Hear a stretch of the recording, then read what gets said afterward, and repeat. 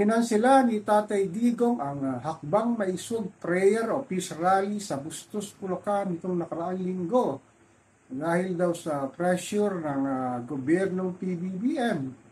Grabe, no? Ang hakbang maisog or prayer o peace rally ay rally para sa Chacha or Charter and Change na pilit na pinalulutang at sinasabing magpapalit ang 1987 Constitution para magkaroon lang daw ng permanent o para magkaroon lang daw ng term extension ng ating mga politiko magmula sa mayor, gobernador, congressman at mga senador.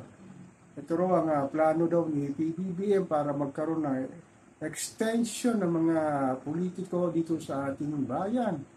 Grabe, ano? Ang nangyari pala nung nakaraang linggo ay naglagay daw ng mga barikada ang mga kapulisan sa pamamagitan ng mga dump trucks at hinarang daw sa venue ng gaganaping peace rally at ang magsasalita nga dito ay si Tatay Digong.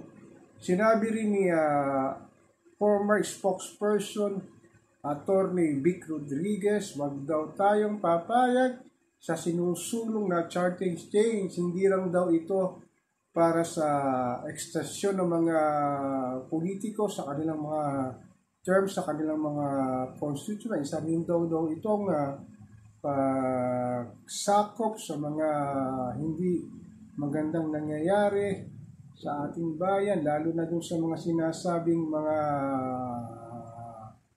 business na pag-aari daw ng mga foreigner. Ang sistema pala ngayon ay kung ikaw isang foreigner, maaari ka lamang maging principal or makapaglagap ng iyong negosyo sa Pilipinas. Dapat ay meron kang partner na isa ring Filipino businessman, 60% para sa foreigner businessman at 40 lang sa mga lokal na namumuhunan o mga negosyante. Sa pamamagitan daw ng charter change ay gagawin ng 100% ang pag-aari ng mga sinasabing foreign investor. Kasi nga daw ayaw mag-invest ng mga foreign investor dito dahil nga ang hatian daw ay 60-40 at gusto daw nila 100% ang kanilang pagmamay-ari sa mga negosyo kanilang ilalatag dito sa ating bansa. Pero naman ang sabi ng mga political analyst, pwede namang baguhin lang yung 1987 Constitution kung sinasabing para mapabuti economy, ay lang ang babaguhin na magkaroon na ng 100% ang isang foreigner investors sa ating bayan at wag nang aluan pa ng 40% para sa isang negosyanteng mamumuhunan na Pilipino. Pero ang sinasabi naman ng iba at mga netizen term extension lang ito ng mga politiko na galit sa kapangyarihan at galit sa salapi. So grabe talaga yung political landscape sa ating bayan. Hindi na natin alam kung ano dito ang totoo.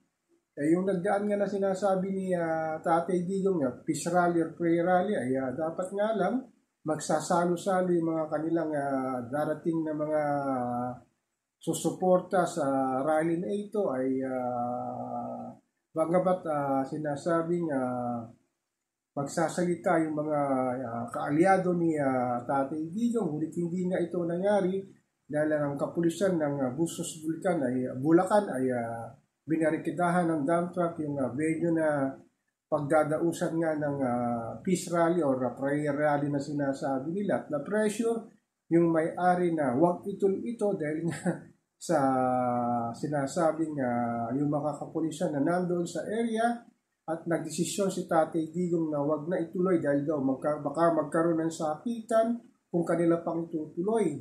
Grabe na itong nangyayaring awayan ng unity team sa pamamagitan ni Tatay Digong at ni PBBM at hindi natin alam talaga kung saan magtatapos ito. So itong sinasabing hakbang maiksog prayer rally yan, nanggaling na sa Visayas, Mindanao, dito sa nagagawin dito sa Bustos, Bulacan sa Luzon naman. So ako po si Papa Ken, patuloy po ako magmimiro na magmamatsyag kung saan hantong tong ating nangyayari sa ating politika dito sa ating bayan.